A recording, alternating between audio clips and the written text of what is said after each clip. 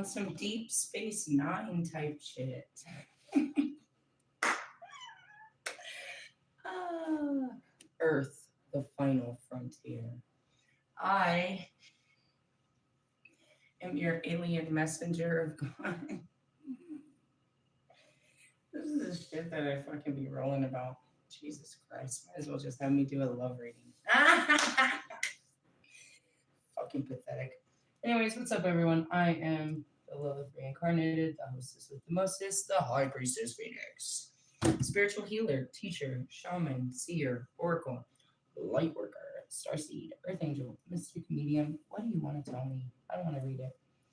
Lightworker, starseed, earth angel, mystic, medium, psychic, witch, yogi, guru, evangelist, North American Sybil. I am your messenger God, child of God, your spiritual psychoanalyst, the goddess of the moon, the Lilith reincarnated. In order to keep up with me, you might have seen.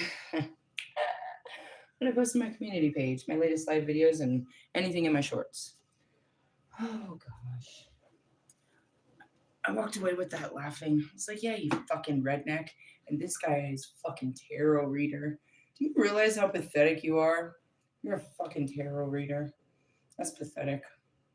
You might sound cool on the line, but not in real person. This isn't something I want to introduce to my Father who art in heaven. I'm just pissing off everyone. I'm like pissing on. You know, the level of disgust I have for Bobby now, I would almost guess that it's a love spell gone backwards. I've seen this before. Really? Or maybe it's just me. And I absolutely can't stand you after I've fallen out of love with you. Anyways, moving on. We have an alignment tonight. The moon aligns with the Pleiades. I have a workbook. What is this all about? Fucking healing, bro. They're gonna try to heal some shit.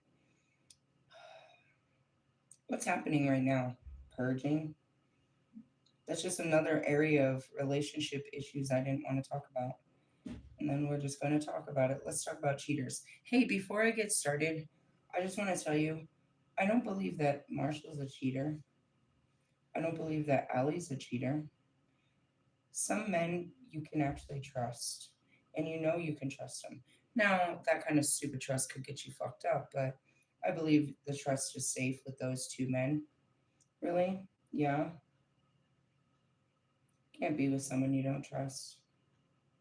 Trust is everything. People want to earn your trust just so they can fucking manipulate it. DMX says, trust a person to show you who they really are. Stop seeing people in potential. See them in three-dimensional. I saw Marshall behind the mask. And that's what I made a connection with. Not Eminem. On my music level, I may have tried to make a connection with Eminem. You know what my son said to me today? I was cutting up rhymes. He's like, why did you give up your freaking rap career? And I just fell over, started laughing. It was like, because God wanted me to start a ministry. But I sure had a career in rap, didn't I, though? We started laughing. I was like, I love you. Really? It was really funny. I was just cutting jokes and rhyming. It's like, why'd you give up your rap career? Yeah, I mean, I could still rap, and I'm going to put some songs together for my movie. But God had a bigger plan for me. It's really funny. I was like you when I was, in your industry, in your field.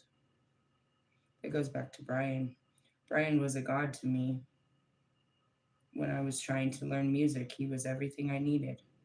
He was a mentor. He was a god to me. He was kind. It was everything I needed at that time. There's a perfect example of another relationship I outgrew. When I left music, I tried. He's another example. I may have uncomfortably invited him to go camping this summer. But that's just what it is you can't make connections with people outside of their lane. You have to either go in their lane or just stay away from them because they're driven in just the lane that they drive. Really? Mm-hmm. It's so accommodating. Do you see what I mean? In order for me to hang out with you, I've got to be like you. So then I sit around wondering if there's anyone like me, and there isn't. If I ever even wanted to go look for a person like me, where would I start? Spiritual people? What the fuck? Do they talk to aliens? They talk to angels? They talk to dead people? They talk to God? Christ is trying to make them a better person? They know magic? They get light codes? They speak with animals? They transmute fucking visions given to them by the gods? No way, bro.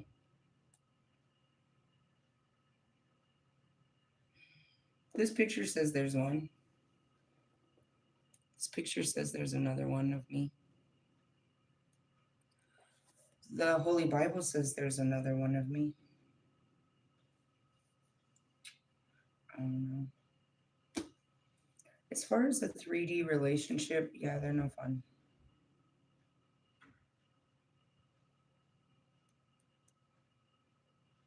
Why does this all come into the surface for me to deal with?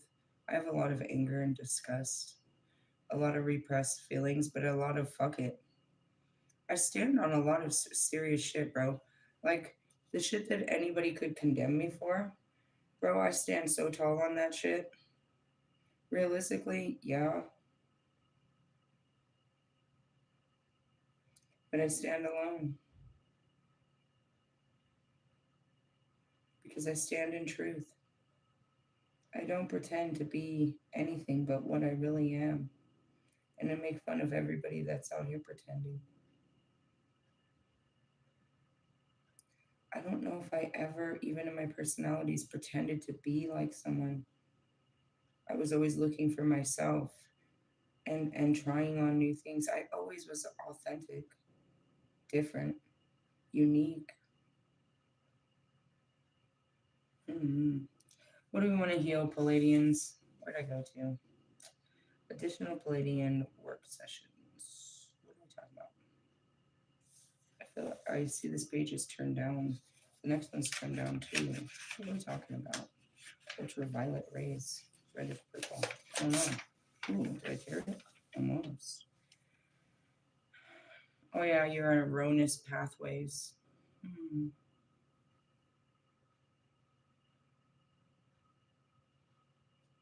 Is an invocation so that you could try to see where in your brain your blockages were, is what we were talking about. Basically, the process is first identify the functions of the erroneous neural pathways. You may touch the screen with your hands in order to feel the energy or ask for messages. I feel like I can't even do these readings. Whatever, I'm just going to read. It's not like anybody knows the fuck I'm talking about. Or ask for a movie to demonstrate the erroneous behavior. After you've identified the behavioral pattern, which is crucial if you hope to conscious enough to change or to be conscious enough to change it.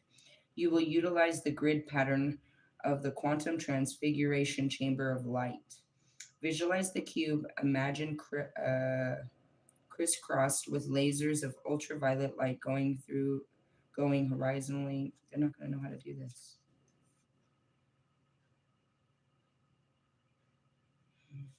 Let me get to something. You're not going to know how to do these type of visualizations. This is good. When you realize that the only thing blocking access to God consciously is that human ego, personality, self has created, you are ready to take responsibility for creating your reality in a more conscious and harmonious way. Being connected with your higher self in your body is the most direct way. Even though I'm fully Lilith, I connect with my higher selves, which is my Kali. I connect with my Hecate. I connect with my Kanyan. I connect with my Morgan. I know which one of my higher selves is connecting with me and I'm drawing from. That's what it means about my higher self. Really? Yeah. And then sometimes I can just embody that in that higher self during times that I need. Really? Yeah. But ultimately, I have to be my first version. The whole point of this is to go back when it all started and clean up the mess. Really? Through the mess of Lilith, I also clean up Medusa. I also clean up all of this other shit. But Lilith was the unknown. Lilith did the most damage. Well, I mean, I was a child. So now we go back and reparent my older selves, my other incarnations, my more wiser incarnations that came later in time because I had more experiences. I gained wisdom, come to guide my, you know what I mean, low vibrational self into its knowing, the higher selves knowing. I'm still not knowing. And that's where it is. I had no knowledge of Metatron and why I was with him. And yet they treat me like absolute fucking family. Like I've, you know what I mean? I've been with them my whole existence. It's remembering. It wasn't until we read the Shekinah that it made sense again. It was like, no wonder I'm the only one sitting here with you in this bullshit.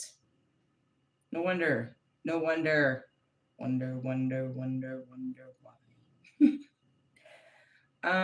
Anyways, going back to it, being created or being connected with your higher self in your body is the most direct way I know to create reference points to higher love, spiritual integrity, and higher connection with God, Goddess, all that is, and to accelerate the release of limited and denser energies.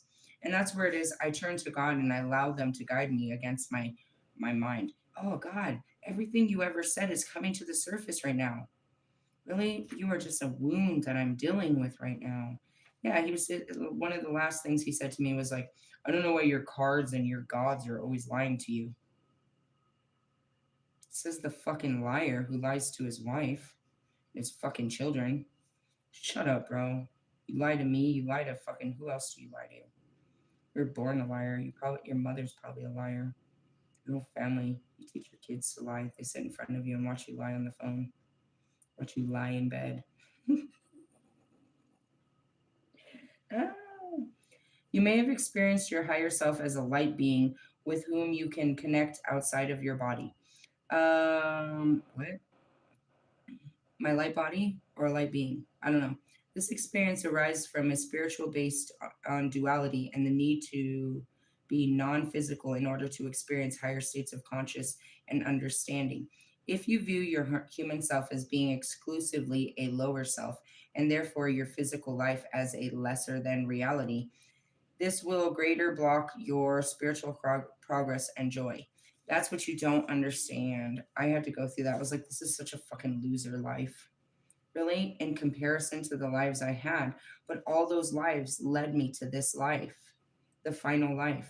So to say that this isn't the most important life is so stupid. This was the end. All of those lives led to this. So to say that this isn't the, and it is because he puts me on the highest throne and I do the, you know what I mean? I flip the fucking script. Really? I push this thing, dude. I push this fucking rock. The third rock from the sun, I push this thing over, bro. Really? Mm-hmm. Blow it away.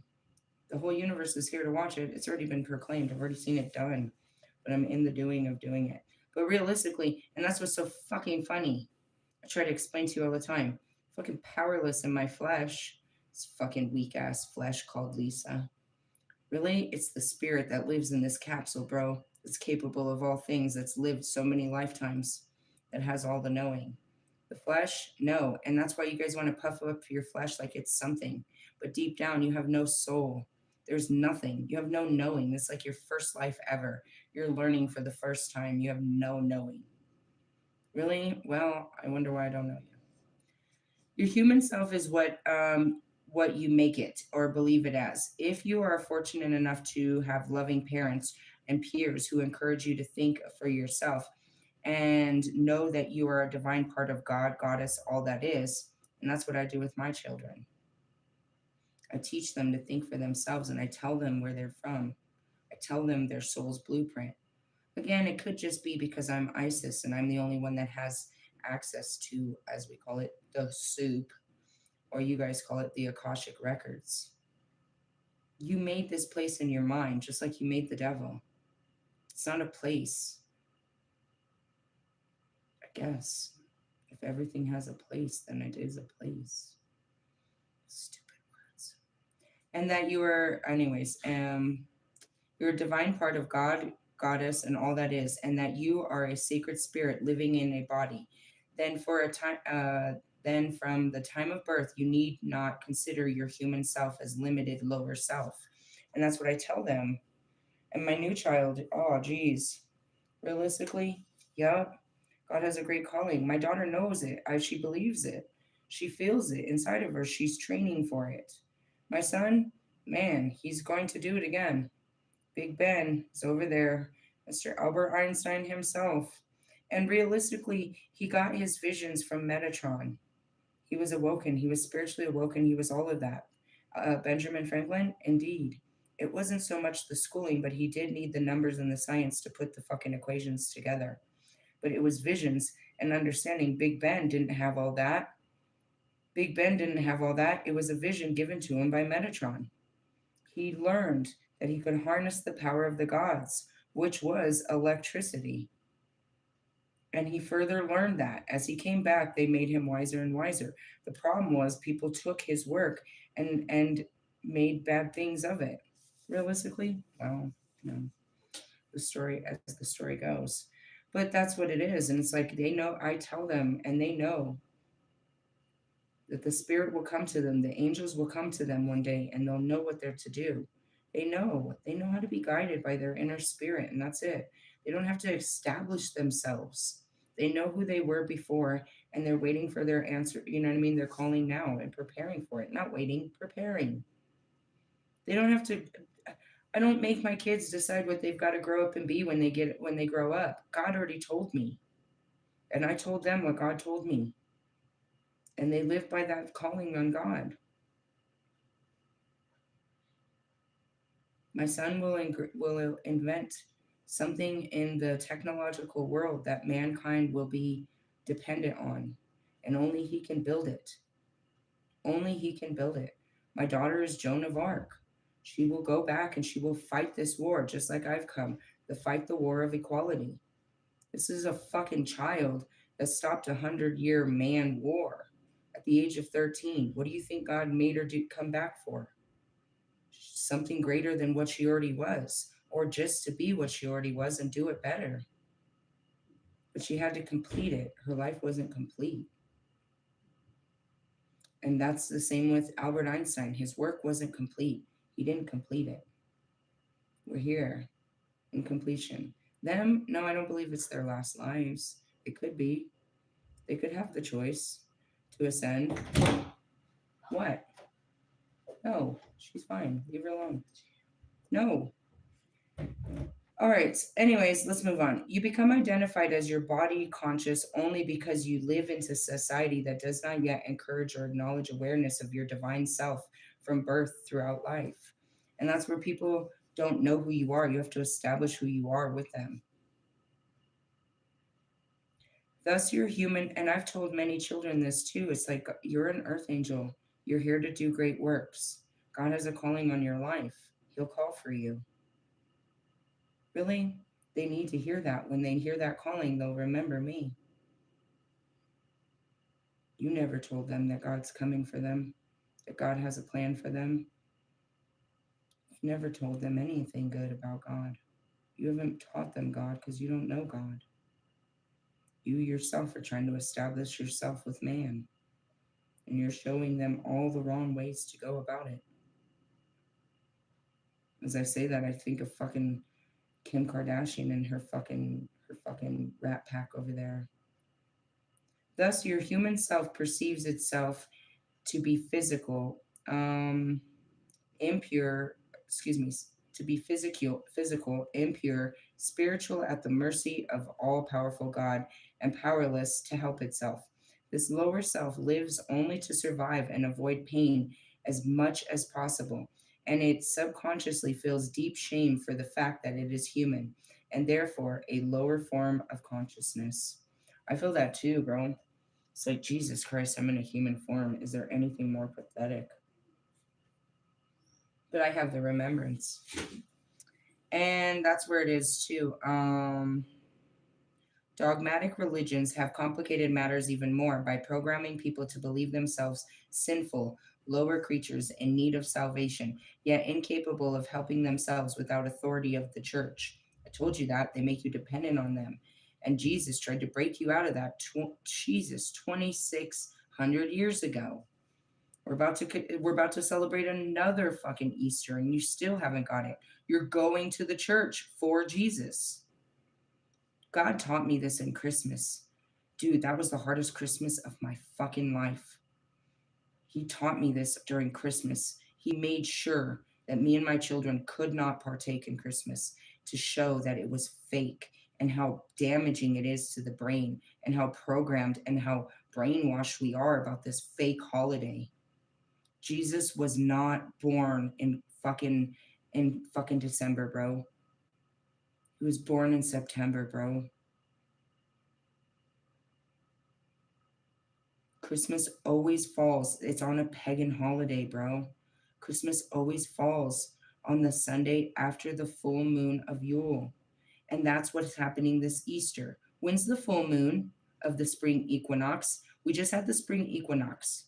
So we had the new moon of the spring equinox. The full moon of the spring equinox is when? April 2nd. So the Sunday after that full moon is what? Easter.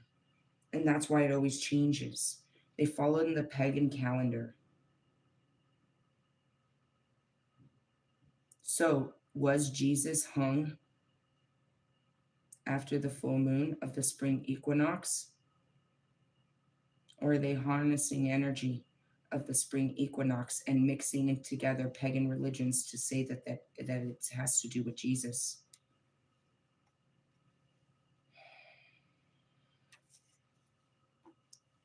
Why do you think the Jewish calendar doesn't line up? Who did this? The fucking Romans. Does any of this have anything to do with fucking Christ? Jesus Christ. In many cases, these religious teachings join with societal standards to convince you that you are the body and that is it. And that's where you guys start praising your body. The Jews believe that they're not supposed to be cremated. They believe all of these crazy things, dude. Everybody believes all this shit about your body. We found out that the Mormons, was it the Mormons? I watched something where they didn't believe in blood transfusion. It could have been the Jews again. You know what I mean? You put so much into this body, bro. It's just a vessel. What are you going to think when you come back as an ape or a dog or a tree? You don't understand the soul. You put the body above the soul and its wants and needs. It doesn't need it, dude. A prime example. Here I am, dude. A prime example. And I'm only doing this to show you. I can't understand any other reason why I needed to do this. Well, I mean, for my move, I suppose, to keep my flesh intact. But I'm almost there. I'm in like 10 days. Your body can go for how long without food? How long without sex? How long without TV? How long without friends? How long can you go without a phone? How long can you go without the internet? You never even try to have such discipline over yourself. You give in to everything your lower self wants, the inner child.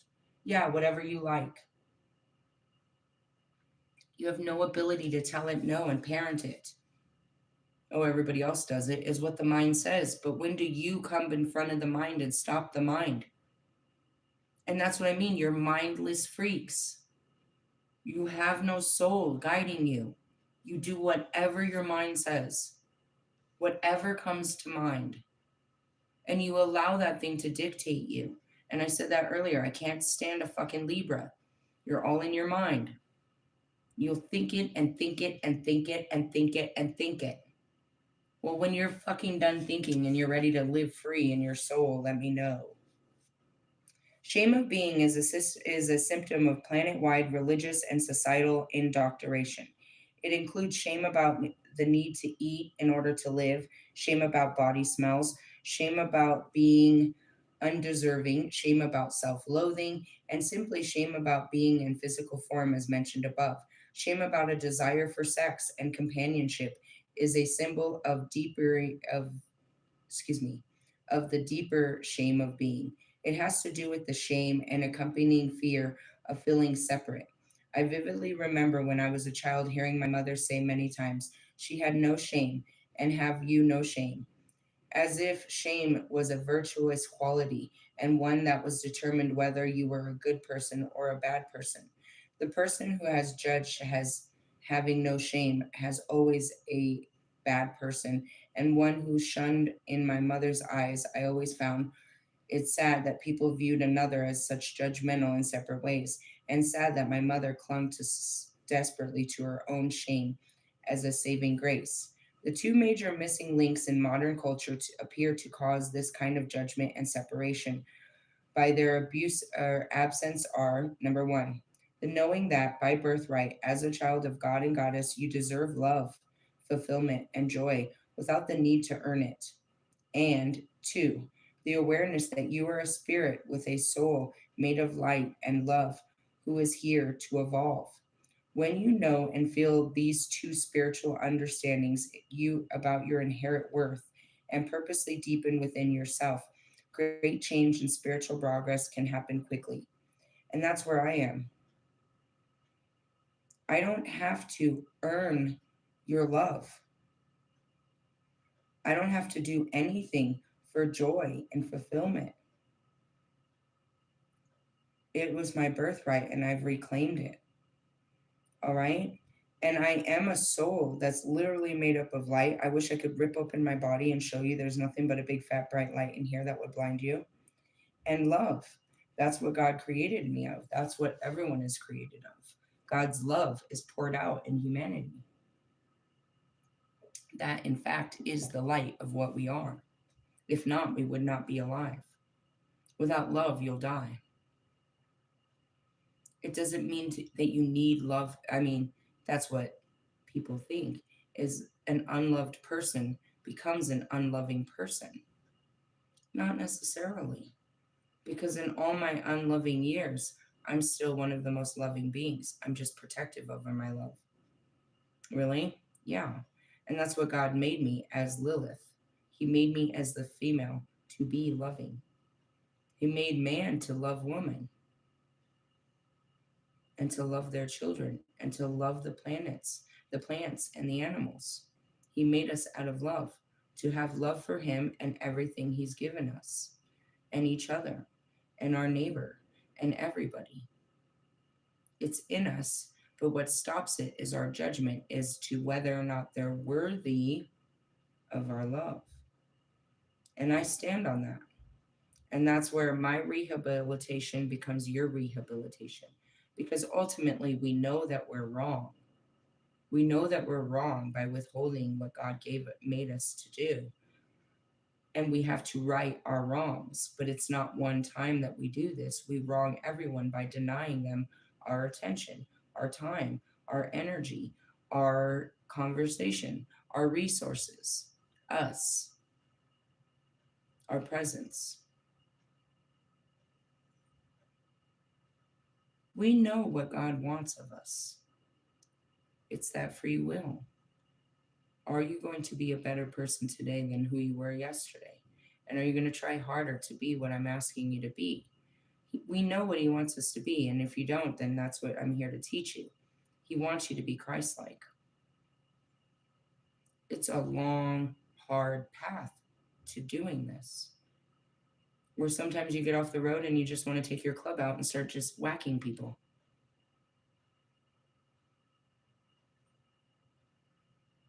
Really? Um, I make it real. Because it is real. It's a real transformation that you really have to take action in. You know, I just shared that in my shorts. Bruce Lee said, knowing is not enough. You have to act in it. Willing, a willingness isn't enough. You have to do something about it. I know I should stop drinking all this coffee. Then stop. Bro, it's funny. I used to drink coffee like don't talk to me. I was angry and evil and just I would bring my own coffee to places like I'm crazy about my coffee. And I would drink coffee all day long. I would change coffee to have tea and then go back to coffee. Like I drink coffee all the time. And I just little by little I had to stop it. Now I hardly drink coffee. I don't drink it every day. I have a coffee maker and it makes too much coffee. I can't even drink a whole cup of coffee. I never finish a whole cup of coffee anymore. And I won't drink it usually 2 days in a row or anything. But that was how I lived life, was, always drinking coffee. I would stop and get me a brand new coffee before I went to work. If I was getting tired, I would get a second coffee. And I'm talking about driving at night. I would wake up the next morning and have two coffees. I drink a lot of coffee. And the coffee isn't the scary part. The scary part is the half a cup of sugar I put in each of my cups of coffee. I'm not joking. I put that much sugar in my coffee. So I was wired for sure. How much sugar do you put in your tea? 2 cups? I keep sweet tea all the time too. I don't know if you know this, but tea is caffeinated. We keep the caffeine going for sure. Not so much big on soda. Why? Because it's not sweet. Just kidding. Just implementing different changes. Stop talking shit. Fuck. I used to say the N word all the time. Now I rarely ever say it. I'll say it and I'll still hear myself and be like, I thought I said I was gonna stop. Well, I mean, all cold turkey, I'm gonna stop using my language. Yeah, and why? Because I got tired of people getting offended. I got tired of people getting fucking offended, which is I changed one of my behaviors on behalf of your sensitivity levels. Really? Pretty fucking much. And that's self-sacrifice. That's meaningful sacrifice. Changing a part of me for, the better good. Every time I say this, people get all riled up. Maybe I shouldn't say this. Why the fuck do I gotta stop talking just because they can't handle the words? And that's where the first year I said, fuck you. It's not my fault you can't hear these words without having a fucking fit. Was where I was. What? So, the change is something that, you need to do this and you need to, it's up to you. And if you don't want to, you can give yourself all the reasoning as to why you didn't, but it'll always mingle at you because God is always wanting you to evolve. Really? Yeah. All right, let's go on to here. I always found it sad that people viewed one another in such judgment in separate ways, and sad that my mother. Oh yeah, we went through this. We went through the 2 parts. Bring your higher self energy and conscious into your body instead of leaving your body to access this conscious. It is great affirmation of value and connectedness in your human self to divinity, and a big step in letting go of belief and separation. How do you do this? Become your higher self. How? Answer the calling, which is your heart. Listen to your soul and do what it says. And more, your soul will become free where you're no longer listening to it, but now it's listening to you and it's guiding you. Really? Mm-hmm. If you feel shame of being and hold on to beliefs that tend to create this shame, it is suggested that you focus on turning into and releasing those beliefs using this technique in chapter 6 for clearing beliefs and judgment. Example of such beliefs are I have to be punished for severe penance for my badness before I can hope for redemption and mercy. Who the fuck believes that? That sounds like some Catholic beliefs. Something must go wrong with me, or something must be wrong with me because I do not feel God's love. That's a sad fucking thing. The need for food and shelter is shameful because it takes from the planet, my parents, people in other countries, and so on. I don't know why this bothers people. But again, you get past this, really, when you let God provide your food and shelter and realize that we all grew up in the dirt. We're trying to have a mansion in Wisconsin. Moving on.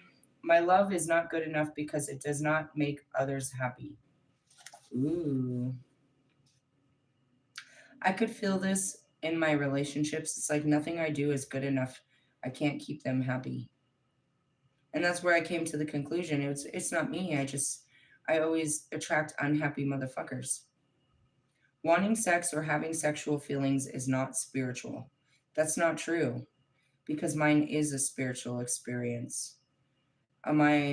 Because of my sexual trauma, I don't have a sex drive. So when it does drive, it's a spiritual experience for me. Really, it's not driven by my flesh. My flesh fears it. Because I'm afraid to be alone, I am needy and unworthy.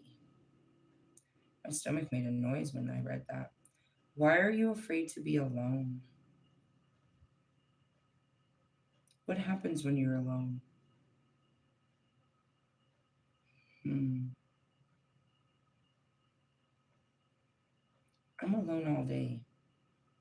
What happens when I'm alone? I'm not alone. Maybe in the house. The house is quiet. I think what's wrong with you is you live inside of your mind, and it's a scary place. When it's quiet inside, you're you should be okay with the quiet outside. Because I'm afraid to be alone, I am needy and unworthy. Why are you afraid to be alone? Like forever, or like at night, like during the day? Like when are you? Oh God.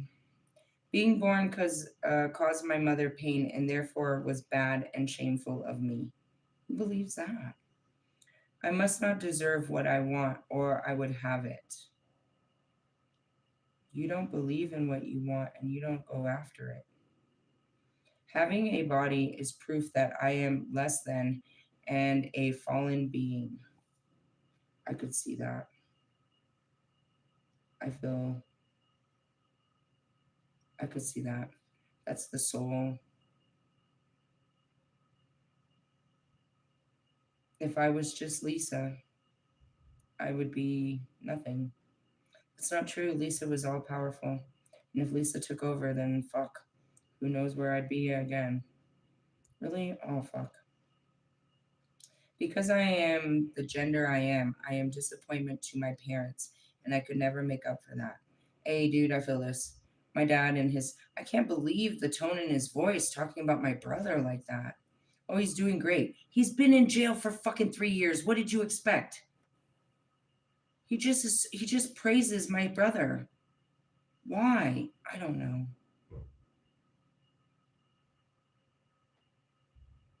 My spirit says because he sees my mother in me. I don't care. My grandma used to tell me weird shit like, he really loves you.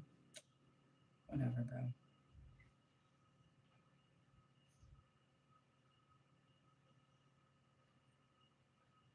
I don't know why people do that. I don't know if my kids feel that way. I know there was, when they were younger, there was some animosity towards my new kids. You know what I mean? They're not new, they've been around for a long time. Not anymore, but there was. Like, I cared about them more. It's not true. There are only a few examples, but they are hopefully enough to help you identify your own shame of being, issues and clear them. Next two sections of this chapter are dedicated to actual process for consciously connecting with your higher self in your body. As you move closer to enlightenment and ascension, the essential aspect of your higher self with whom you connect with integrates into your body one by one until they finally dwell there in a permanent blended state. And that's what I told you. I have videos of me just chasing my conscious, just chasing feelings and voices, which was my higher self, my gut feelings. And then I know when I woke up, I started waking up in this body. I realized I'm the soul. I'm here now. I'm in control now. This is my body. And that's when it got shit. Fuck, that's when I got real depressed. I'm not sure if I knew that was what was going to happen. I guess ultimately, but when the soul wakes up, when the soul wakes up in the body, when the soul wakes up, it just could be because I'm Lilith. Oh, fuck, dude. They make funny memes about it, but it's not funny. It's not funny. It's so sad. You feel so sad. You feel so sad that you're stuck in a body. That's why I laugh with my spirit guides. They're so lucky not to be stuck in the body. You know what I mean? We made a contract. So, oh, fuck. I'm stuck in the body. You stay there. I'll take care of all this. Really? Well, I mean, I have the ability to clear off their contracts so they don't have to take on another form. Who the fuck wants to be stuck in a fucking body? God damn it. Here we are, incarnation again. I guess there was, you know what I mean? And that's what happened. My first awakening at Mother Cabrini's shrine, I told the story. My heart, I told everyone, I watched it, you guys. I watched a voice inside of my heart communicate with a white entity on top of a mountain that said to it, "Where have you been? I'm ready." Who was the white entity? Gabriel. And later I said it. While I was connecting through my heart to this entity, something else in the universe out in the sky heard us and connected, and we were in a triangle. It heard our conversation and it came in like, she's awake, she's ready. It was my spirit telling them to activate me to get me in this body. And now here I am. But when I got in the body, and I just kept waking up in the body. It was terrible for weeks, maybe months. It was at Chris's house when I finally incarnated into the body. Fuck. I cried. I cried. I just looked at the fucking stars and cried. You left me here. Why am I in the body? You left me here. You put me in a body. I'm the only one down here.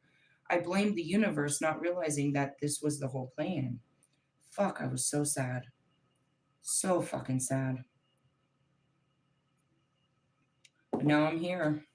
And that's why I said those videos would look like Lilith took over Lisa. And that's what happened.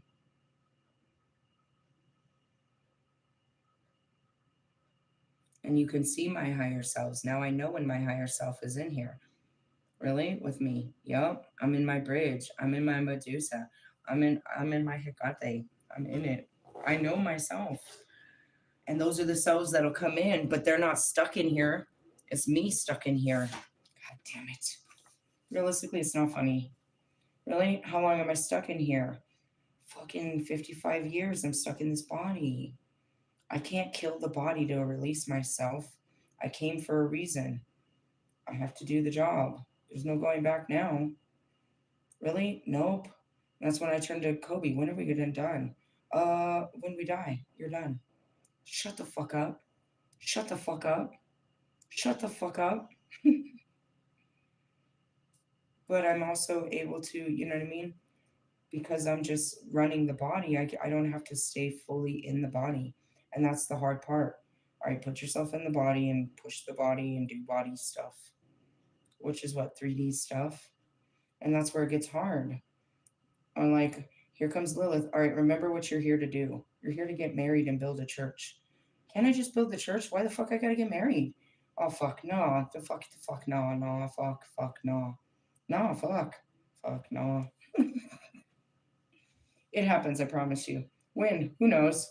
God, when it happens. I'm not really worried about it. It happens. I live a happily ever after and do all this. We're just doing it.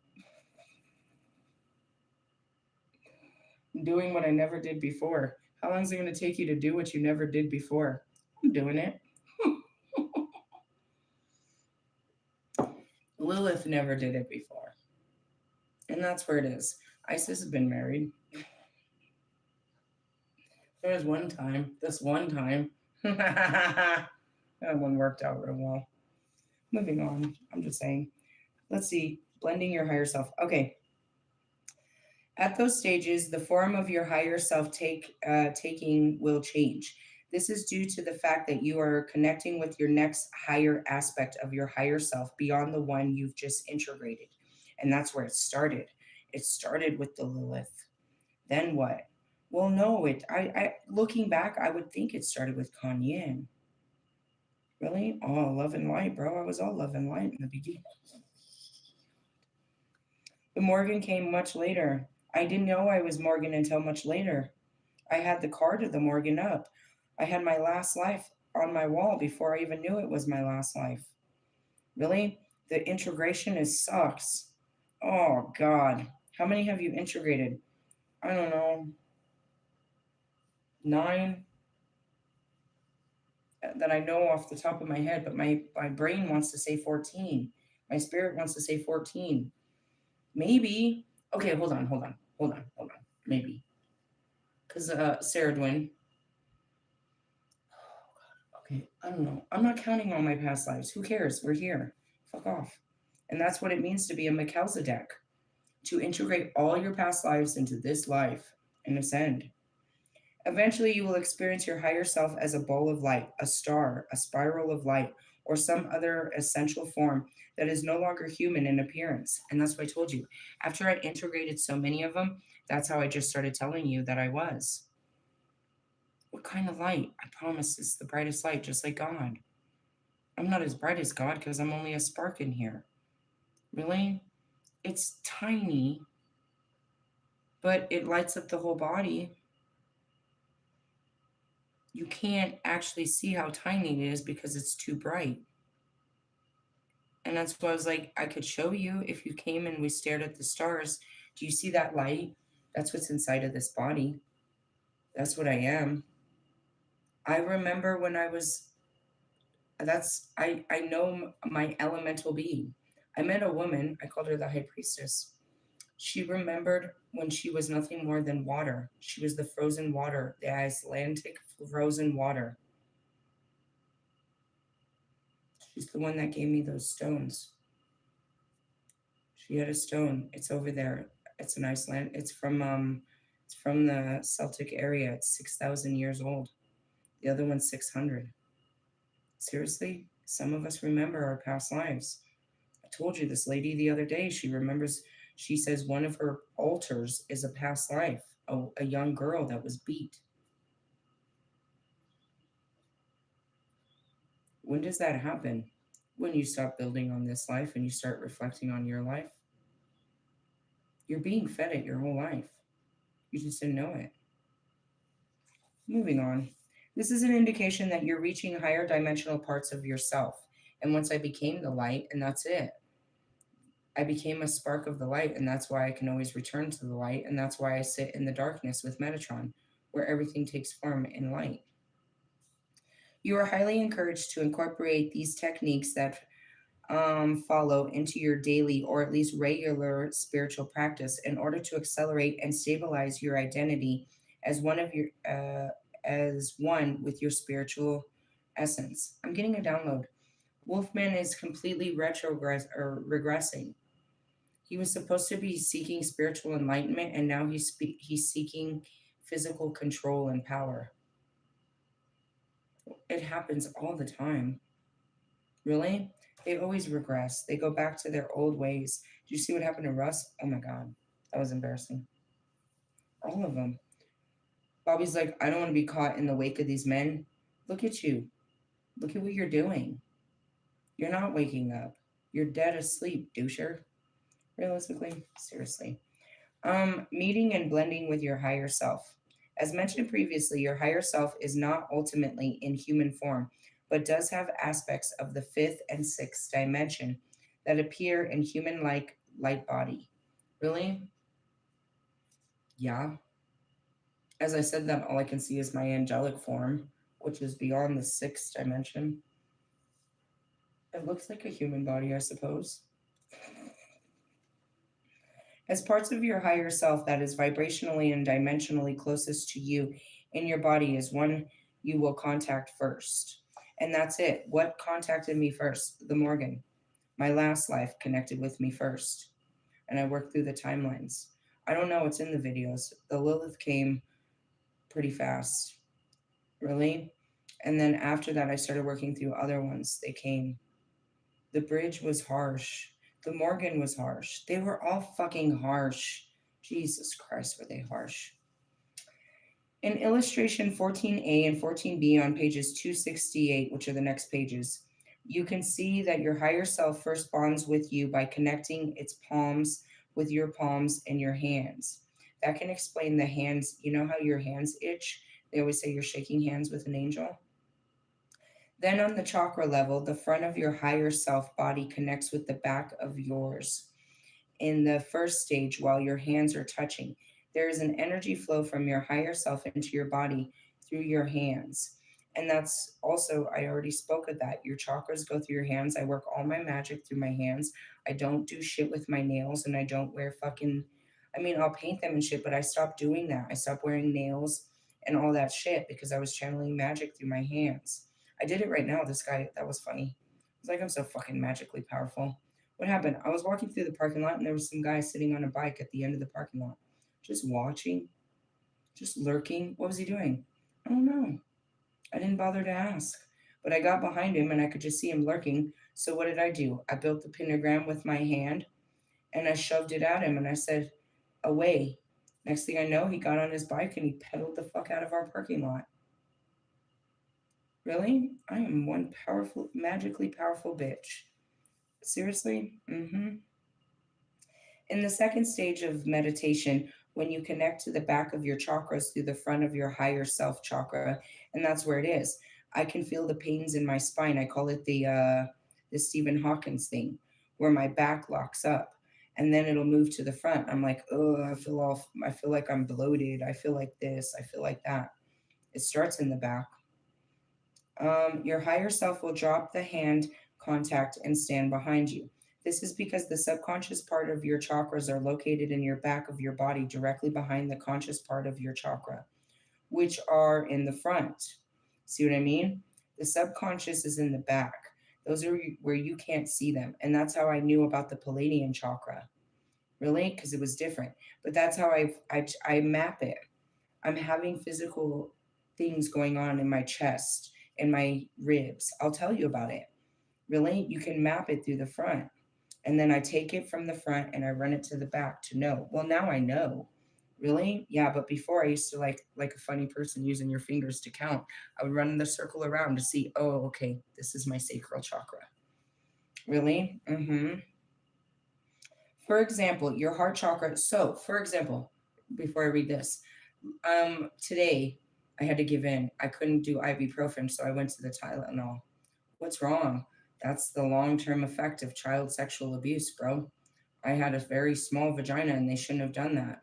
So now it's fucked. It's a small vagina that once it feels, it hurts. Really? Yeah. Makes for great sex, but not great periods. Anyways, moving on with that. When I'm trying to do work in that area, I have to use two chakras to light it up, which is the mixture of colors. Really? Because the pain is shooting down my root chakra, which is down my legs, but it's coming from above my belly button, which is my sacral. So I have to mix the two colors. I have to work on two colors, two chakras at one point to eliminate this. Really? The organs lie above. It depends on, wherever you're looking at. But if you look at this the uterus and you look at the freaking ovaries, that arch goes straight into your fucking sacral, bro. Seriously? Yes. And that's the flow of energy that flows down into your whatever. Moving on. Seriously, I don't have a body, a body to show you, a graphic body to show you, but I guess I could use me. Your chakras. And that's what I said when I did the invocation the other day to bring out my crown chakra. The energy that I was trying to push out of my crown should have been indigo, but it was coming out of my heart, which was straight green. Green was coming out of my head. It was coming straight from my heart. Really? All right. So the purple comes straight out of my eyes or out of the back of my head. The green is right here about my chest and my boobs. So when my ribs start hurting, I start having chest pains and shit, it's my heart. And that's what I said. Underneath my armpits, I'm like, it feels like somebody's squeezing me. That's my heart chakra. From the armpit up to your throat, that is, or up to your underneath your temples, those temples under your ears, those are your throat. The throat goes all the way. Nose, that's why they call it a nose, ears, and throat doctor. That's all your throat chakra. Really? Through your arms. So if your arms, you know what I mean, carpal tunnel and shit like that, all of that shit. Really? Mm-hmm. So I have fat hands. Why? Because I have a lot of energy flowing through my throat. It's not a bad thing. Let me wrap my hands around you. Let me wrap my hands around your throat. Just kidding. So as you see, this is hiding it right here. Right here. So right above your belly button is your sacral. Okay, but right underneath your belly button is, and it runs through to about your hips. Seriously, it runs the length of your belly button and about 2 inches underneath your belly button. That's the orange. That's your sacral. Seriously? Yes. Anything under that is just root. So from half of your hip bone all the way down is your root chakra. That's where you're working with red. You have to learn the chakras, the energy, what's going on in your body. Realistically, yes. When I started changing my reality, my hips and everything changes. I started having all those hip, you remember? I was having all those hip fucking problems when I was getting ready to move from from the shelter into here. I had all kinds of hip issues. I couldn't walk. Yeah. And then my legs, I was having that thing where my knees were giving out. And that's because my reality was shifting all the time. I couldn't stand on my reality anymore. Really? Mm-hmm. We're dealing with all of this sexual stuff. We're talking about all kinds of sexual stuff. So that flares up my fucking sexual organs, which is, creativity. And that's how this works. It's a whole energetic field that's running through your body. You have to learn how to work the energy where it comes from. The chakras are invisible points in your spine, but they're connected to your organs. They run the energy through your organs, and that's why you have to have, as we started this, the erroneous neural pathways. They start from the top of your head, which is your brain. Is a flow of spinal fluid that comes from your brain and goes all the way down your spine and circulates through your entire torso. That is what we call cosmic energy. If any of your chakras are blocked, you're not getting this.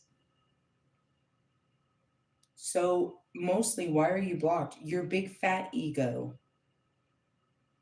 your inability to open your heart or your mouth.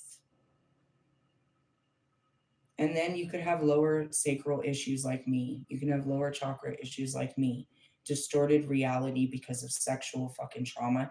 And what's above the sacral? That's your solar plexus. That's your sense of worth, your self worth. All of this has to be broken down. It's all built in the ego. You have to know your worth without anything. You have to know that you're worthy without having money in your pocket. Without someone telling you you're beautiful, you need to know that you're beautiful. Not because it's beautiful outside, but because you're beautiful inside. When you know this, you can walk outside with no fucking makeup like me, no eyebrows, missing some of your teeth, nothing, and people still be attracted and want to hit on you because they no longer see the outside. You're projecting from inside. They see your soul and they're attracted to it. They don't even see the flaws on your skin. They don't see that I don't have eyebrows on. They don't see that I'm not wearing makeup and I'm not half as pretty as I normally am. They see my beauty without me even being beautiful. And that's because I feel beautiful enough to go out and be seen. Right? It's all based in your ego.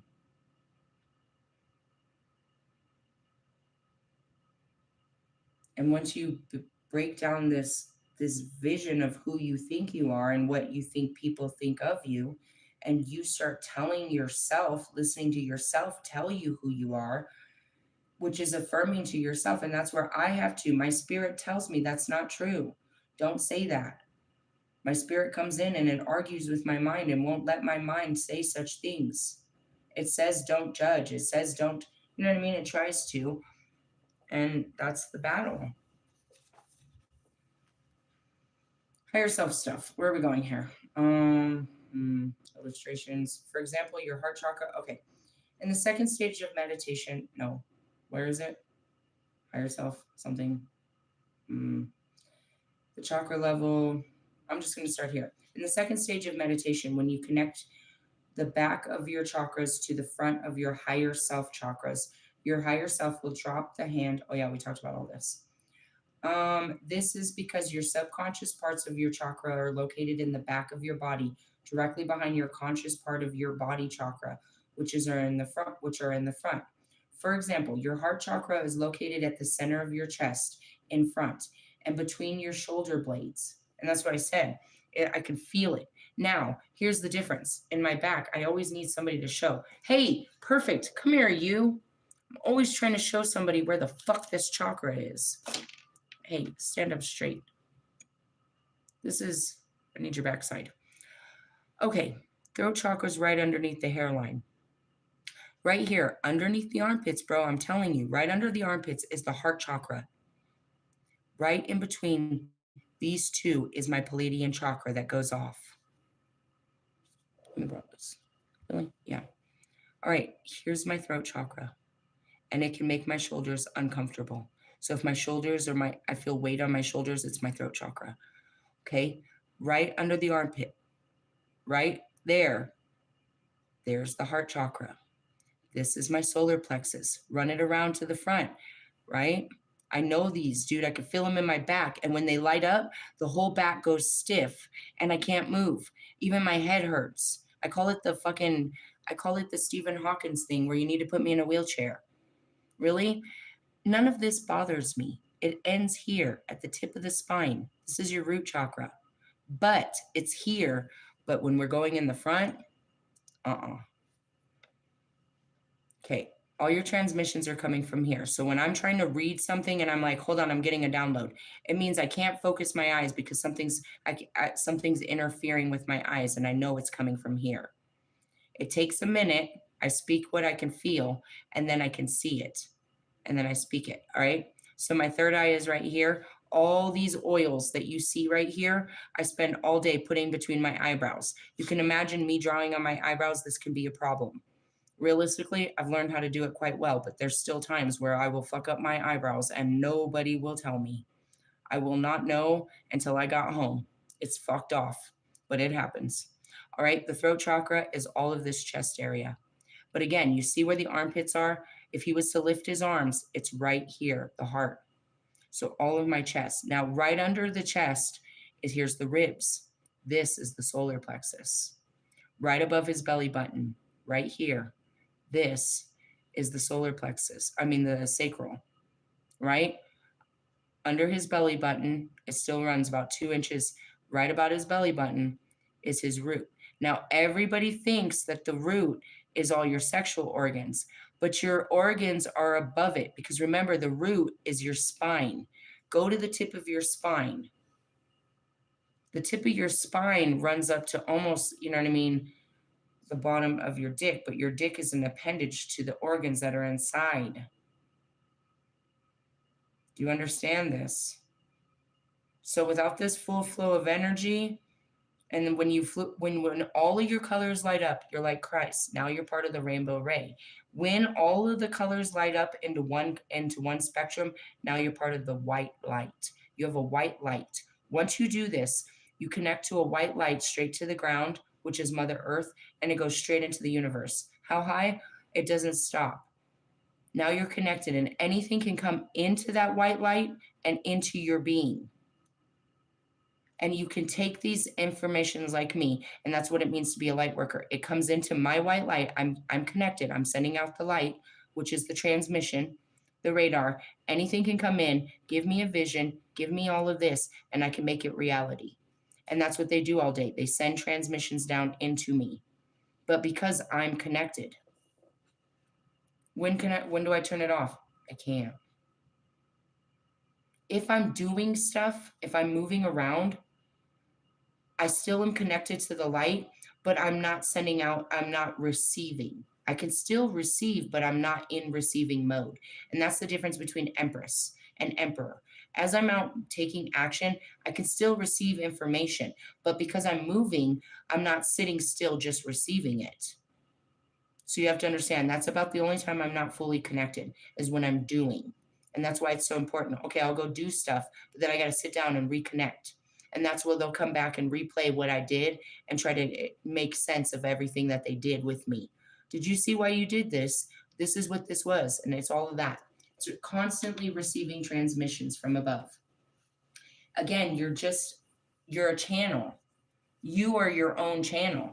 Now, as you higher your frequency, you can access higher channels. So I leave the body. My light leaves the body and goes straight up to Metatron, which is the highest level of light. I'm there, but I'm no longer receiving messages through all of these areas. I'm up there. When I put the body to sleep, This is exactly what I do. I go straight out. I put a blessing over the body since I did since the beginning. I put myself in the place of mirrors. The whole Holy Spirit and the guardians are watching over the body to make sure nothing takes over the body and that nothing enters my frequency where I've left. They cannot get in that light. That's what people are always trying to get, your light. They want your light. They want your connection. They want to know where all of this goodness is coming from. It's from my crown, bitches, given to me by the Most High. How come I can have it and not you? Because I've eliminated the conscious mind. How do you eliminate it? You work through the thoughts. First thing in the morning. I used to have to do this all the time I have not had to do this at my new house. Really? I'd have to spend about an hour transmuting energy in the morning just to get my light on. I'm connected, but I got all this shit in my head. Which is what? It's energy that I've taken. I lived in a homeless shelter, just putting my body in there. I'm collecting their energy. So now I have to transmute all of this energy, everything I've seen and witnessed and felt, I have to put into words to get out of me. And now I'm connected and I can get more information. All day, that's what I'm doing, is connecting to get information. Really? Mm-hmm. Where am I connected right now? I'm connected to the Pleiadians. What are the Pleiadians? It's a star system with beings that connected to this woman before they connected to me. How did you do that? It's a higher level of conscious thinking, which was really funny because this chick jumped in the comments. She's like, I watched your podcast and you have a low IQ and it shows. I was like, says the bum hoe that's fucking doing lashes. It's like, yeah, I got on your page too. You're a bum ass hoe that does lashes. Get out of my face. Seriously?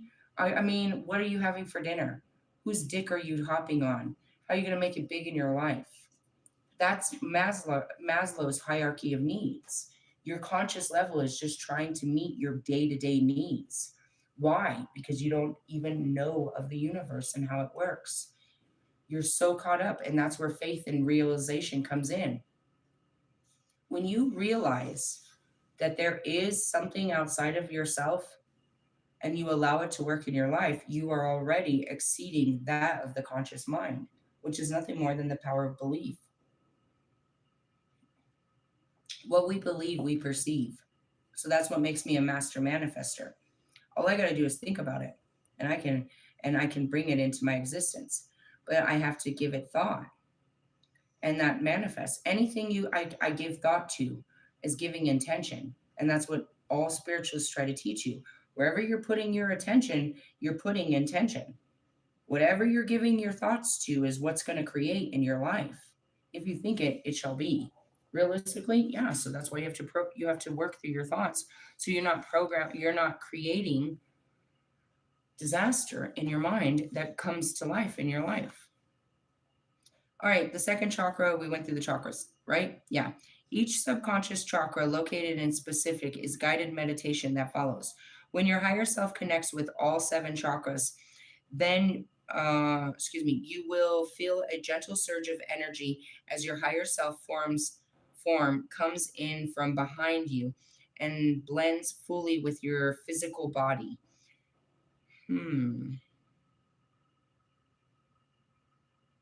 No. I was thinking to myself, I was like, I wonder if that's the feeling that I get of something kissing my neck. I was like, no, this is a love. That's not my own love loving me like that. That's a love. That's somebody's spirit loving me, like loving me. Really? Mm-hmm. Um, Once this blending is completed, you exchange gifts with your higher self.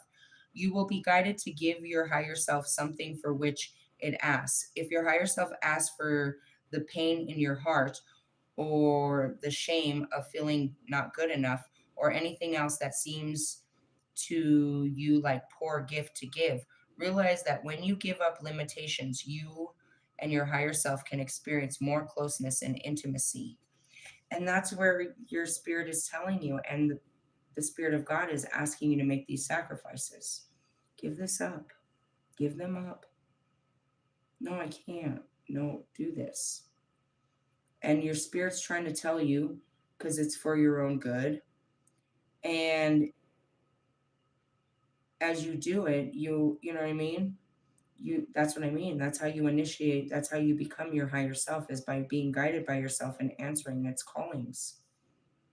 Your spirit tells you why. I'm seeing the thing that happened with again, it sounds so petty, guys, but it was really difficult for me. When I gave up my mom's suitcase, I had to make a choice, and my spirit's telling me to give up the suitcase. And my lower self is attached, has an emotional attachment to this suitcase. No, it was my mom's, and if I lose it, it's like losing my mom. And giving it up, that's what the spirit had to explain to me. You're not losing your mom. She doesn't live there. Even my daughter said it. You need this space. You're not losing your mom by giving yourself space. Now, by giving up that suitcase, I didn't lose my connection with my mom. I lost something that I carried that reminded me of my mom, but I didn't lose it. I gave it up. And why? Because I gave it up for my children, bro, which was the best thing to do. I got an air fryer, which we currently use, that my son used today. It wasn't for nothing. I made a very hard sacrifice. That suitcase was my mom's suitcase, and I had memories of her. When she would come to California, she would have it. When she would go on her own little trips, she would take it. It was her suitcase. And so, you know, I didn't have much room in my car, and I just got an air fryer, and now I've got to move back into my car, and I'm trying to figure out how to keep the air fryer. And the Holy Spirit's telling me to give up the suitcase.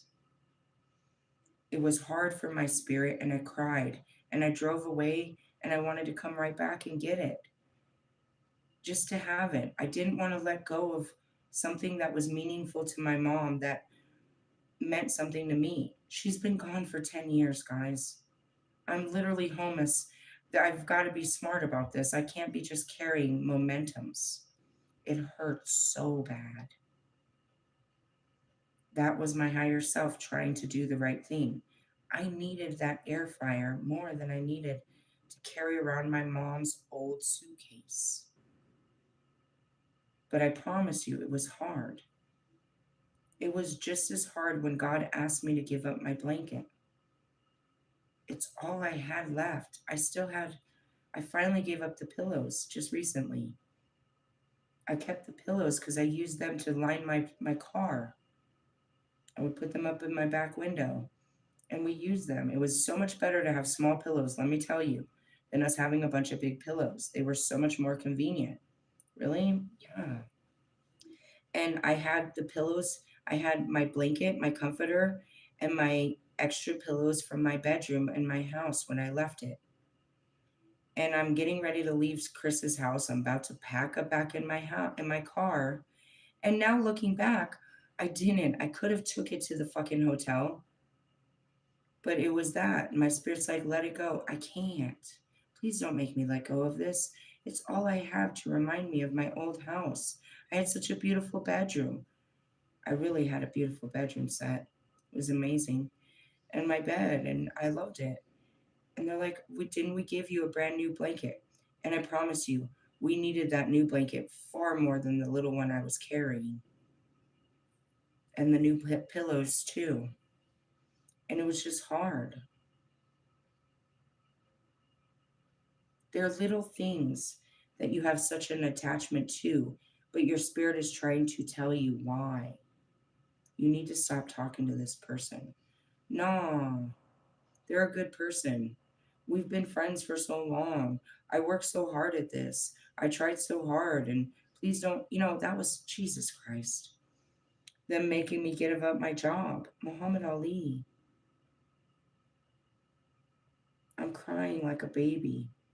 It's Muhammad and Pac and Kobe. I just got a job. They gave it to me just to make me give it up. Actually, they gave it to me just to trigger me. As soon as I got the job, I ran into fucking Rachel. I didn't remember her. She was right in front of me, you guys. That's how bad my memory was. It took me it wasn't until the second day. I worked there 2 days. And then they made me give it up. It was all about just running into Rachel. I didn't need to go back there. They sent me there just to remember. But I didn't want to give up the job. I was attached to it. I needed this job, or so I thought. I can't survive without it. How am I going to keep this? I need this job. I need this job. No, you don't. God will take care of you.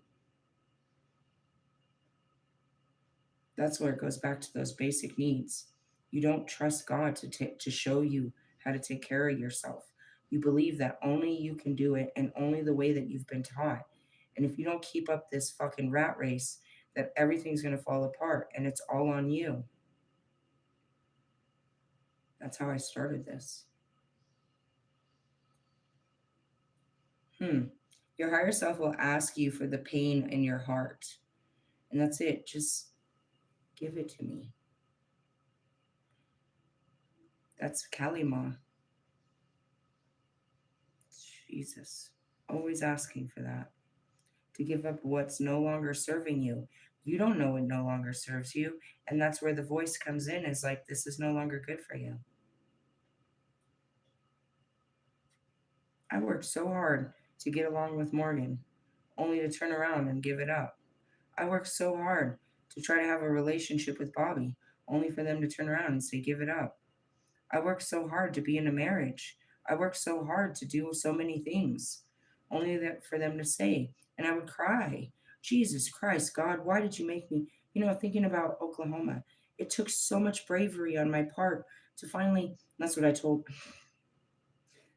Amy. I was like, well, they know me as a witch down there, so it took me so long to stand in my craft and be brave enough to face these people and say this is what I was, only for him to make me give it all up.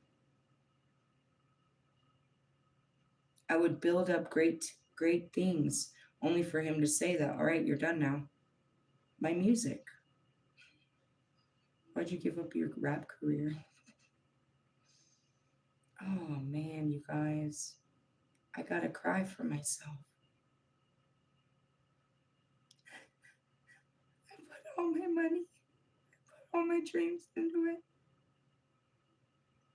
It meant so much, and I was so happy to have done it. It could have been so much better, but it was beautiful for a first album. It was spectacular. It was my baby. I worked so hard. I can't even remember my own songs anymore. It was my dream. God said, give it up.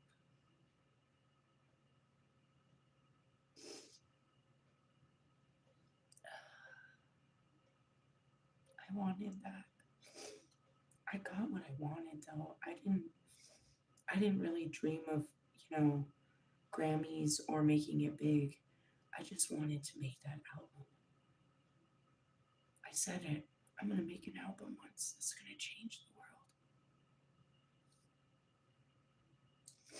It changed my world, that's for sure.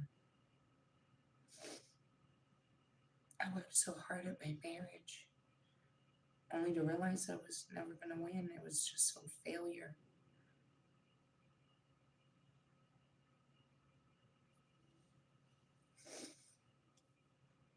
The self, the mind, knows what it has to do. It just struggles to have the strength to do it, but it knows because the spirit is telling it. That's what I told you in my earliest video today. It's like your spirit is going to tell you why, but your mind isn't going to accept it. And that's where I can tell my mind, things, but it will reject it.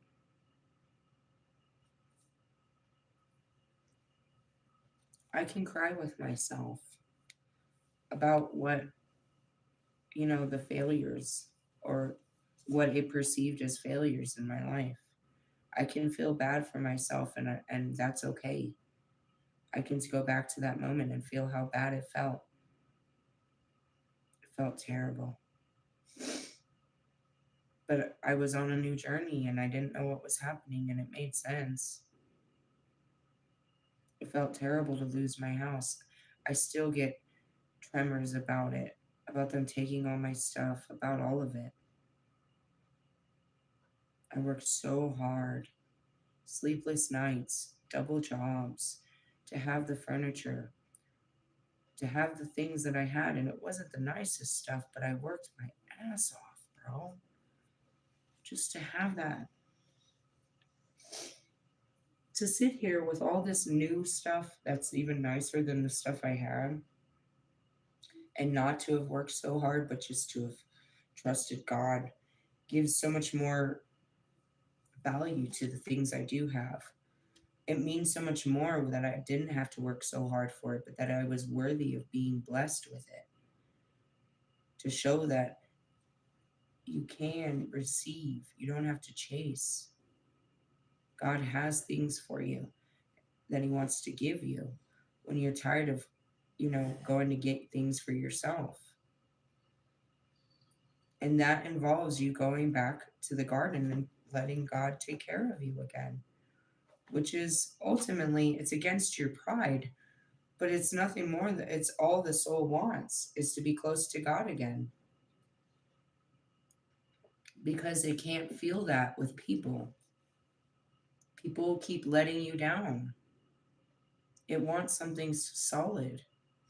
And that's why I cried the other night. Please don't take me away from what I have. Don't put somebody in between us. And that's what God said. I'm not going to take away what I've given you. I want you to share it with others. I feel like, and that's just because of how much I lost last time. I gave up myself for other people's happiness, and I'm afraid that I'll do that again. Because ultimately, your happiness really matters to me. It mattered to me more than my own. And that's why I had pity on Bobby. It mattered to him, or at least he says. And Russ, it's more important that everyone else is happy. I get that. I lived like that my whole life. And God told me that was wrong. And I'm trying to tell you that's wrong too. Your happiness, somebody else's happiness shouldn't cost your own. I don't have to be unhappy for my kids to be happy. Something's wrong with that dynamic. I don't have to be unhappy for my husband to be happy. I don't have to do an unhappy job for other people to be happy. I don't have to go to a job that makes me unhappy just for everyone else to be happy. This isn't honoring. It's a misbelief, bro, that we have to, that, you know what I mean? Our happiness is the cost of others. And that's what I did. I sacrificed myself for my husband's, my children's, my family's, my friends, other people. I'm being shown my birthday. I don't know how it happened, but it was my birthday. And somehow we're going to a Nuggets game. I don't watch basketball. I don't even like basketball. If I can't blame it on Kobe, then there's no reason this should have ever happened. But it's my birthday, and I decide to take everyone to the basketball game. It's my birthday. Why am I paying for all these people? And at that time, I was trying to bring Bobby and buy him a T-shirt with a fucking ticket and go with me and all my friends that I'm buying tickets for to the game, and the Uber and the drink, and I'm paying for studio time after so that I could finish this song that I wrote to Bobby. What the fuck is wrong with me? You can see why I hate myself, bro. All of this. I did all of this to have a friend, to have companionship, to have somebody by my side. How much did it cost? How much did my birthday cost to entertain everybody else on my birthday?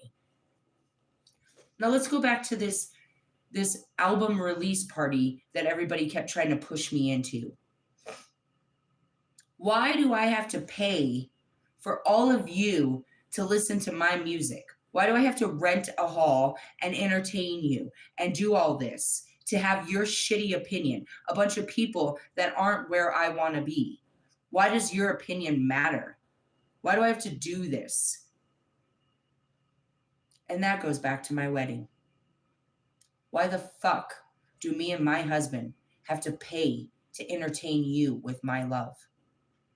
Why the fuck does my love for this man have to come with a meal for the rest of our friends and family? This is our celebration. Why do we have to pay for you to come to our celebration? Bitch, you would buy a ticket to come see us get married. This is stupid. Really? I'm sorry. I feel that way. You want to celebrate with us? Then fine. Why do I have to pay for your why do I have to pay for your presence? My daughter got hit by that. This girl asked her if she wanted to be part of her quinceañera and told her it was going to cost her, I forgot how much. It's like, yeah, you do. You have to pay for the dress. You have to pay for everything. And you got to go to the classes to learn the dances. All of it. Really? Oh, man. Stupid. Anyways, sorry. I don't know where all that came from. So giving the gift of something you might consider negative is wonderful gift to your higher self, since what it wants most is to be deeply and lovingly connected with you. You may also be asked for, oh, okay, so this is how it shows your higher self, your connection. Really? Can you see it? Yeah. The higher self stands behind the human self and sends cords of light from each of the chakras into the back of each chakra of the human body. Really? Yeah. That explains where it's all coming from. You may be asked to give something more symbolic, like a crystal, a flower, or your hope, for example. Whatever it is, just know that it is what is most needed to strengthen the bond between you at this time. I'm going to stop right there. Why? Because I'm getting a download. What is it asking me to give up? Well, I said it was Jesus, but they're asking me to give up my way of thinking of isolation. I keep trying to say independence, but they won't let me use that word. They want me to use the word that it is because it's condemning. You're going to give up your isolation now. Why? When you say it like that, it sounds bad. It is bad. It's bad. Nobody should be this isolated. What's wrong with it? And that's where it is I'm justifying my isolation as independence. But they will not allow me to change the word of what it is. And when you call it what it is, you have to accept it. You're isolated and you're doing it out of fear. And that's what they made apparent. Apparently you're scared, but you have to face those fears and you have to let us bring some people into your life and quit pushing them all away. Okay. Yeah. And that comes the pattern. How do I stop the pattern? I don't know. It's what I do. And that's where you realize, how long does it take you to stop a pattern? I don't know. It takes a while. I feel like when I feel safe, I won't do it. It's only when I don't feel safe I do it.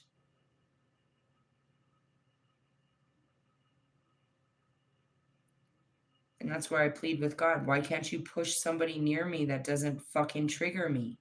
Why can't you bring someone in that doesn't bring out the worst in me?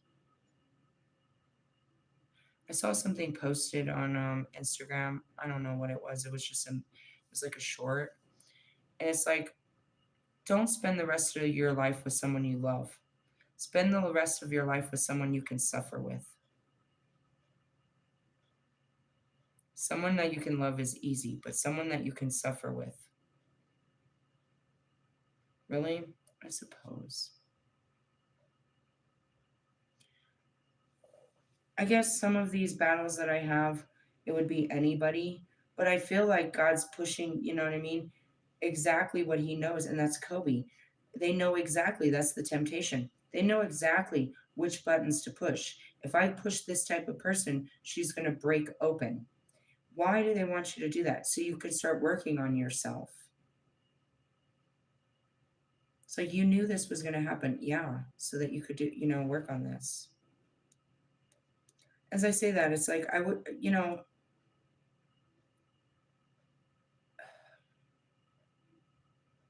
I'm not afraid of Ali. I'm not afraid of Marshall. But they wouldn't make it easy, would they? They have to push at you your worst fears so you could face them. Because that's where your growth is. You stay in your comfort zone. You stay where you feel safe. You stay where things are predictable, or, you know, you don't feel like they're going to, you know what I mean? Where you feel like you're in control. And then there's no growth. You have to get out of control, give up control. And that's kind of where it is. I feel safe with them.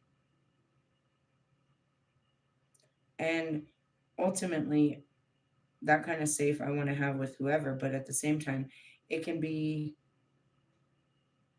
stagnant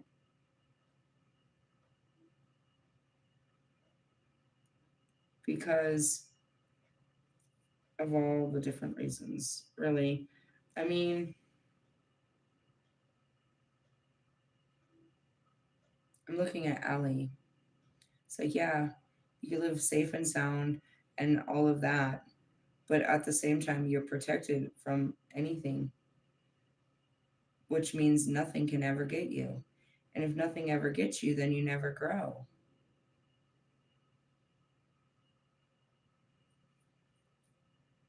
Really? Yeah. That's why people look for, safety in numbers, is what I heard. But also, your relationship. You're looking for something secure, something that won't push your limits, something that won't leave you. You want something that you can ride out for the rest of life. But nothing is predictable, and that's what I've really learned. There's nothing I can do to guarantee that this is going to work. And you have to be understanding about that's the equation. You're looking for something that you have control over, something sure, something final, something certain. But the only thing certain about the universe is uncertainties. The second you think you know it, you have no idea. So that's the whole point, is people don't want to take a risk in getting into relationships because they don't know if it's going to work out. Okay, but it's that knowing, that not knowing, that means this could work because you don't know. And yet you could look at something and say, this will never work. But until you got into it and started working at it, you wouldn't know. And that's where I have to teach my mind. It's like my mind can see every man as this isn't going to work. Until it gets in a relationship with a man, we'll never know. Based on just logic and judgment of my own two eyes, this is never going to work. But that's the limitation of the mind, based on just the materials that are in front of us. We don't know how this will work and if it'll work, because nobody's tried to make it work. And that can be your relationships, that can be your job, that can be you moving into a new, you know what I mean, a new neighborhood.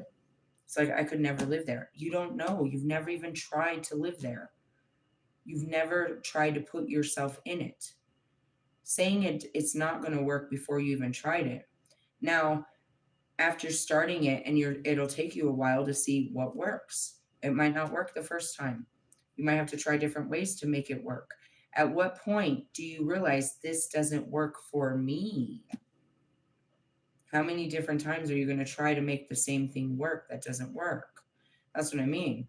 Have we actually tried to make things work, or we're just running from the work? I don't know. As I say this, my tummy hurts. Well, I gave it to you, which is what? Pleiadian Light Work.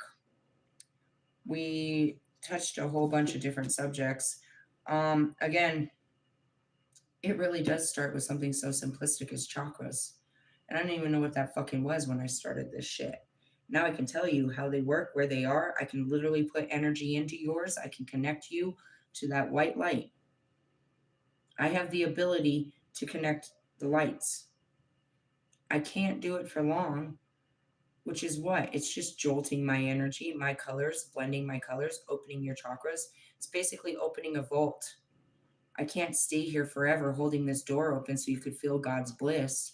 I can do it for a minute. Can you? Yeah. People that come near me, they feel the energy. But they also, what happens is they feel the burst of light. But that's what I try to explain to you. What does the light do? It pushes the darkness to the surface. That's what light does. This is so simplistic. What is the light doing in this room? It's pushing what? The darkness. We're in darkness until the light pushes it out. You will stay in darkness until the light pushes. The point of this is to go through your darkness to get your light. Then you become, like I said, I didn't plan on this. I did not plan on being a light worker. Really, I heard the term, lots of it, but that's what they mean. A light worker means you are literally getting transmissions from the light into your brain, and you are transmitting this light out into the real world. Messages, information, energy, love, and light. Really? What is love? That's where people get it fucked up. It's truth. If you love me, you tell me the truth, even though it's going to hurt me. That's God. You ever heard someone say that? If you love me, you tell me the truth. Why don't they tell you the truth? Because they're afraid of what? Hurting you. Why doesn't God tell you the truth? Why? Because it's going to hurt you. When he's ready, he tells you the truth. He still knows it's going to hurt you, but he loves you enough that he thinks you're ready to hear the truth. It's weird that he waits so long to tell us the truth, but you think about it, it's like, why did you guys even lie to your fucking kids about fucking Santa Claus to begin with? Why the fuck do you teach your kids about an Easter bunny? It's not real. You want them to believe the same lies that all the other kids are believing? They don't believe that shit in other countries. Only American kids believe in such lies. Americans lie to their children. They do not teach Santa Claus in other countries. It's a lie that you guys teach people. You want to talk about St. Patrick that's right in front of you that you lie about too? You want to talk about the lie that you're going to tell about Jesus on fucking Easter? Quit lying. And that's it. Everybody tells the same lie. When are you going to stop and be a better parent? You want other people to be mad at you because you didn't lie to your children like them? Oh, you didn't raise your kids on a lie? No, I don't lie to my children. Why don't you tell your kids where babies come from? Are you protecting your kids or yourself from an awkward conversation? Because you don't want to explain this. You don't want them to know where they come from, so you want them to learn on TV. You don't have the ability to talk to your children as adults, so you want them to watch people do it on TV instead of you telling them what this is.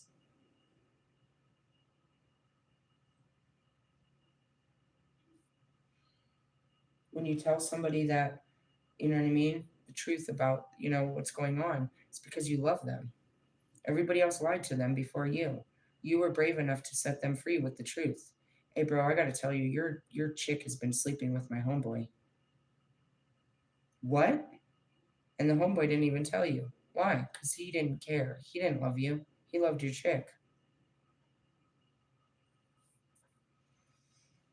Love and light. Love is truth. If you love someone, you'll tell them the truth. Even though you know it's going to hurt your relationship, you want them to know the truth instead of to live in the lie that everyone's telling them. I don't know if I can tell you, your song sucks. That's it. You're mad at me because I told you the truth? I told you what other people were thinking? I was the only one brave enough? I told you because I cared. That's Morgan. Morgan felt like I was attacking her because I told her to, because we got into it because of me telling her to get a fucking car seat. Did I do this just to fucking fight with you? Or because I fucking cared about your daughter and you? And what was your response? That I'm a fucking drunk? A drug addict and a dick hungry bitch that goes to the. I leave my kids at home to get drunk and chase dick in the clubs. That was your response when I told you to get a fucking car seat. You slandered my name and my personality and my character because you were wrong, because you're a punk ass mother. You tried to make me a punk ass mother. Oh, people. Well, we're doing healing, and healing is always fun. And in order to heal, you have to see the ugly parts. You have to see your broken parts. Constant shadow work. Why are we doing so much? I have 10 more days. My flesh is breaking down, and anything that I can pull out of it. Really? Otherwise, once I start putting it in now, I just have to work through memories. I've got it completely loose right now. I can pull out all of the pain, all of the anger, all of the freaking sadness, all the resentment. It needs to come out now. Why hold on to it any longer? Really? Really? Well, anyways, hmm. All of the beings outside of yourself are trying to help you be a better being. I'm just a messenger of it. I myself am a lower vibrational being from time to time, and it is God trying to help my lower vibrational self be a better being. I actually accomplish it. I hope you do too. Until tomorrow. Love yous. Laters. Bye bye now.